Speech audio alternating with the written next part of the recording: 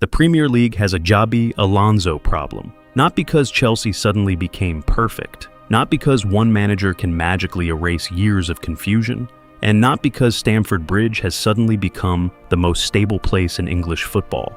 The problem is more dangerous than that. For the first time in years, Chelsea may have hired someone who understands the truth everyone else kept missing. Chelsea's problem was never talent. It was structure. They saw the spending, but they missed the emptiness behind it. They saw the young players, but they missed the fact that young talent without a shared language becomes noise.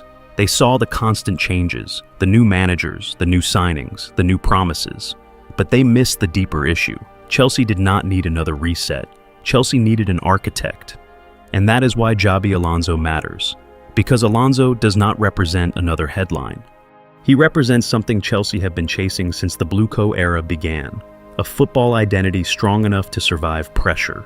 That is what makes this appointment different.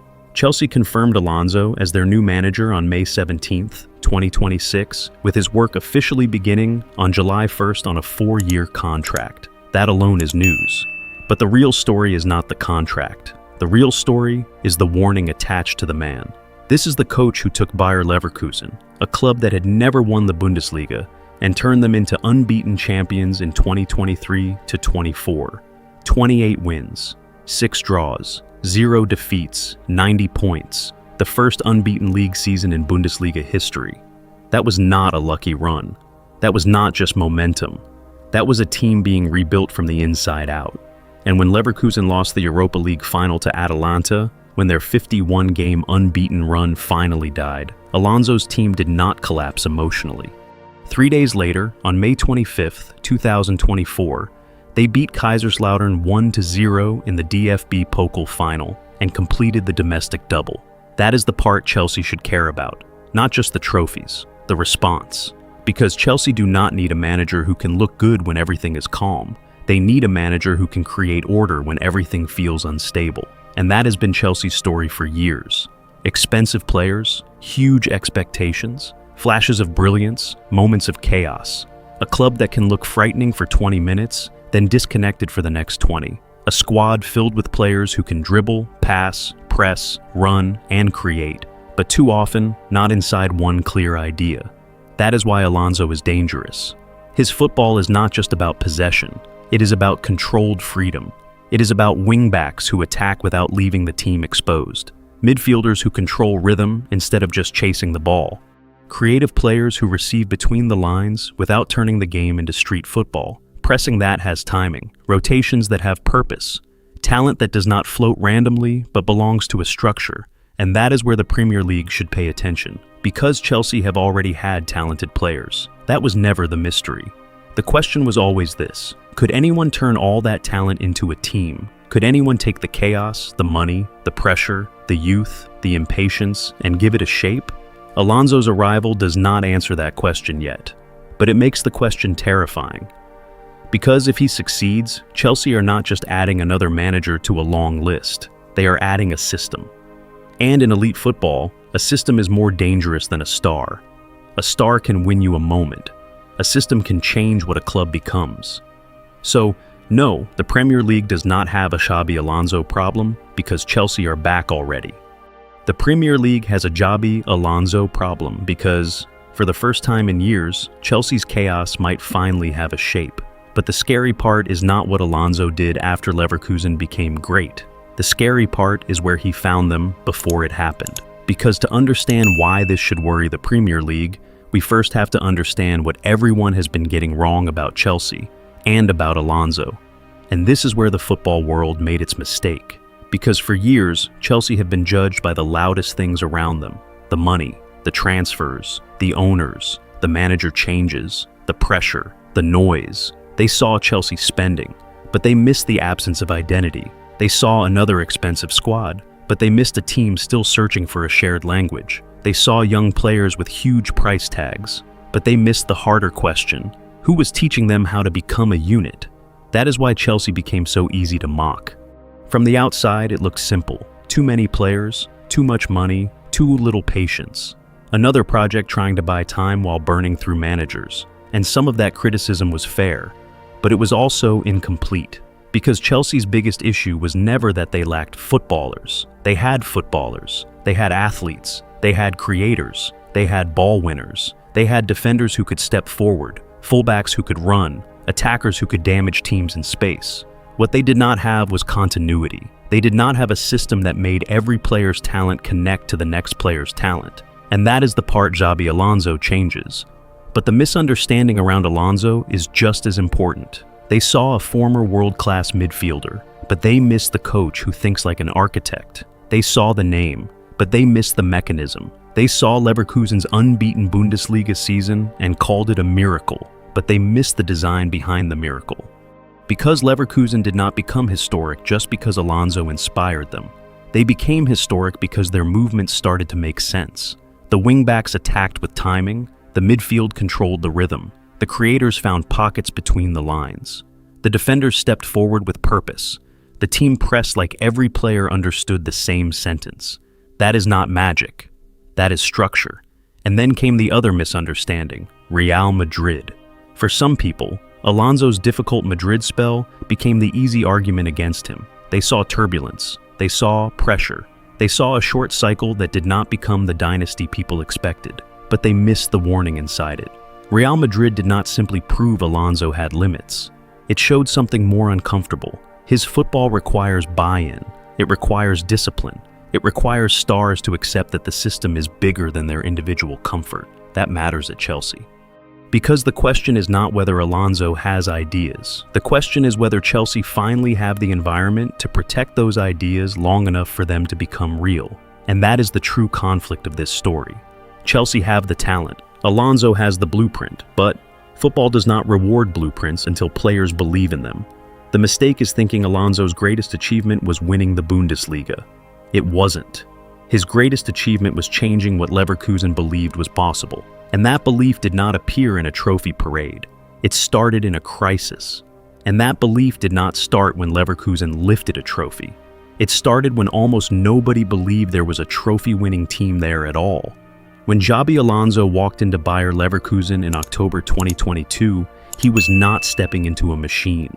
He was stepping into a warning sign. Leverkusen were near the bottom of the Bundesliga. Confidence was damaged.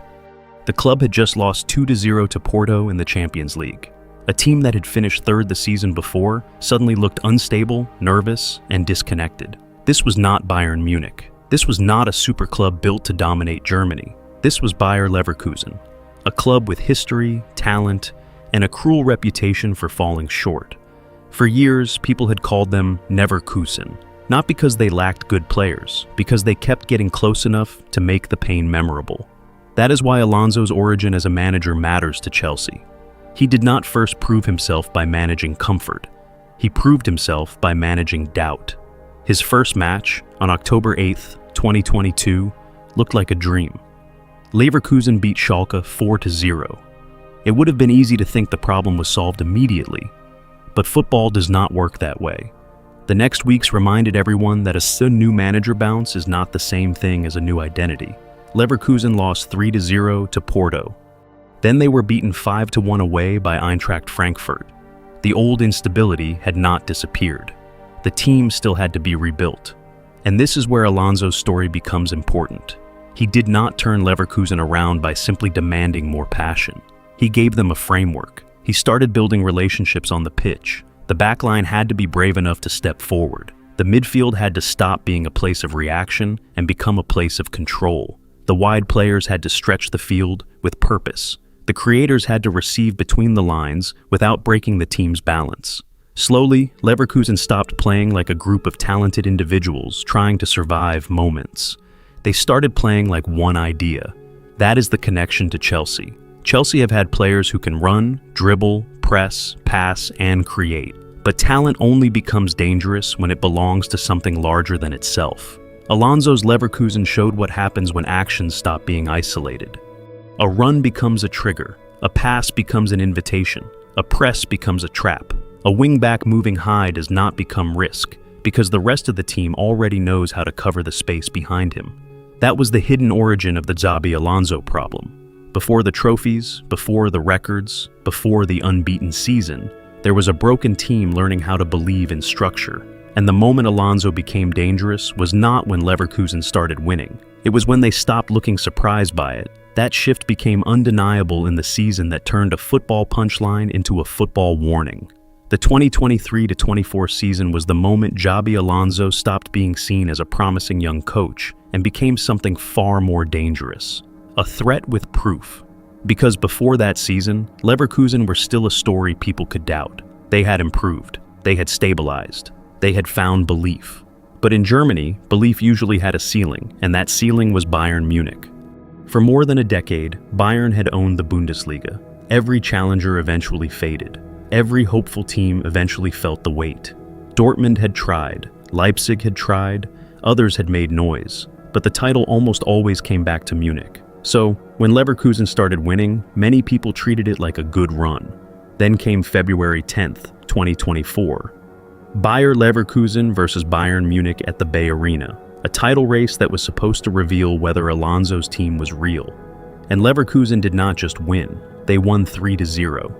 Josip Stanisic scored against his parent club. Alejandro Grimaldo finished a beautiful move. Jeremy Frimpong added the final blow late, but the score was only part of the story. The real message was control. Leverkusen did not look like underdogs surviving Bayern. They looked like the better idea, more connected, more disciplined, more comfortable in the biggest domestic match of their season. That night mattered because it changed the emotional balance of German football. Bayern looked like the old empire, Leverkusen looked like the future, and from that point, Alonso's team stopped feeling like a surprise. They started feeling inevitable.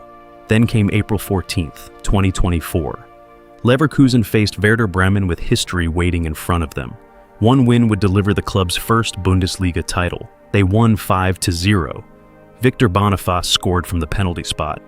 Granit Xhaka hit from distance. Florian Wirtz came off the bench and scored a hat trick. The final whistle did not just confirm a title, it ended more than a century of waiting. Leverkusen was gone. Alonso had not simply improved a team, he had changed an identity. And the final proof came after pain. On May 22, 2024, Leverkusen lost 3-0 to Atalanta in the Europa League final. Their 51-game unbeaten run was over. The dream of a perfect unbeaten treble was gone. That could have broken them. Instead, 3 days later, on May 25th, they beat Kaiserslautern 1-0 in the DFB Pokal final. Granit Xhaka scored the winning goal. Leverkusen played the entire second half with 10 men after Odilon Kosunu was sent off before halftime. That was the turning point in Alonso's reputation. Not just because he won, because his team responded. They had structure when they were flying, they had structure when they were hurt, they had structure when pressure demanded proof. And this is where Chelsea enters the story, because Chelsea are not buying Alonso's trophies. They are buying the process that created them. So the real question is not whether Alonso has proof. He does. The real question is whether that proof can survive the Premier League. So the real question is not whether Alonso has proof. He does. The real question is whether that proof can survive the Premier League. And this is where the evidence starts to matter, because Alonso's Leverkusen were not built on one lucky streak, one hot player, or one emotional title charge. They were built on repeatable patterns. One good game can be dismissed. Two can be called form. But when the pattern repeats against different opponents, different systems, and different pressures, it stops being coincidence. Leverkusen's 2023-24 Bundesliga season ended with 28 wins, 6 draws, 0 defeats, and 90 points. That is the measurable proof. Not just winning the league, but refusing to lose a single league match across an entire campaign. And that matters for Chelsea because Alonso's biggest gift is not simply attacking football, it is connection. His teams do not just have players in good positions, they have players in positions that make sense together. At Leverkusen, the back three gave the team a stable base. The wingbacks gave them width and aggression. The midfield gave them control. The creator between the lines gave them imagination. The striker gave them a reference point. And the counterpress gave them protection when the ball was lost. That is why the system felt so complete. It was not chaos disguised as freedom. It was freedom protected by structure. The big match proof came on February 10th, 2024, against Bayern Munich. That was supposed to be the moment Leverkusen's title challenge met reality. Bayern had the pedigree, the expectation, the history. Leverkusen had pressure, but Alonso's team won 3-0. And the most important thing was not just the score, it was the way Bayern were forced to look uncomfortable. Leverkusen stretched the field, controlled the emotional tempo, and attacked with timing instead of desperation. Alejandro Grimaldo and Jeremy Frimpong were not just fullbacks running forward. They were weapons placed in a system that knew how to cover their ambition. That is the tactical lesson Chelsea should be studying. Because Chelsea already have profiles that can fit parts of that picture. Reece James, when fit, gives power and delivery from wide areas. Marc Cucurella can bring energy, aggression, and movement on the left. Levi Colwill can help progress the ball from defense. Moisés Caicedo can protect transitions and win second balls. Enzo Fernández can pass through pressure and control rhythm. Cole Palmer can become the kind of final third decision maker who turns structure into damage. But the key is not the names. The key is the relationships between the names. Chelsea have had talented individuals before. What Alonso offers is the possibility that those individuals stop playing like separate solutions and start becoming one problem for the opponent. That is what happened at Leverkusen.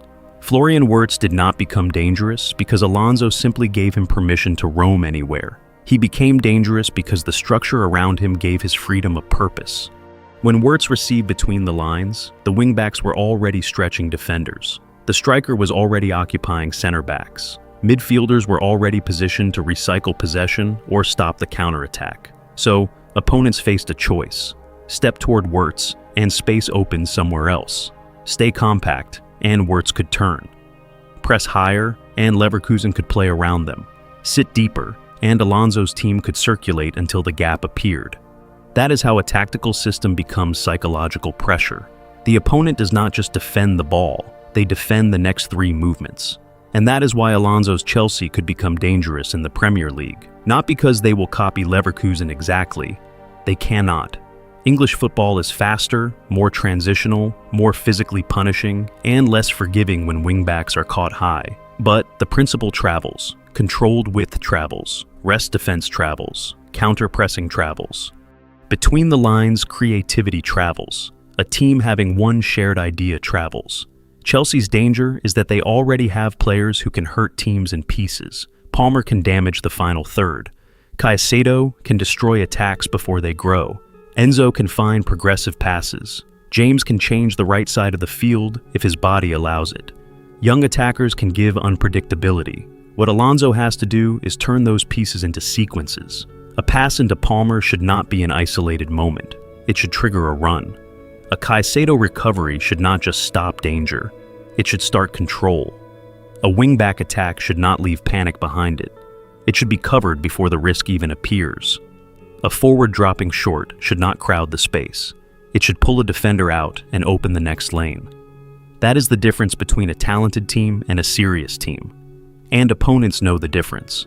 Against a talented team, you survive moments. Against a structured team, you survive waves. That is what Leverkusen became. They did not need one way to beat you. They had several. They could attack wide. They could combine inside. They could press after losing the ball. They could win late. They could win big. They could win ugly, like the DFB Pokal final against Kaiserslautern, when they protected a 1-0 lead with 10 men and still finished the job. That is not just style. That is mentality inside a system. But there is also a warning inside the proof. Alonso's football is not plug and play. It requires buy-in. It requires players to accept roles. It requires stars to run when the highlight is somewhere else. It requires midfielders to think before they chase. It requires defenders to be brave in space.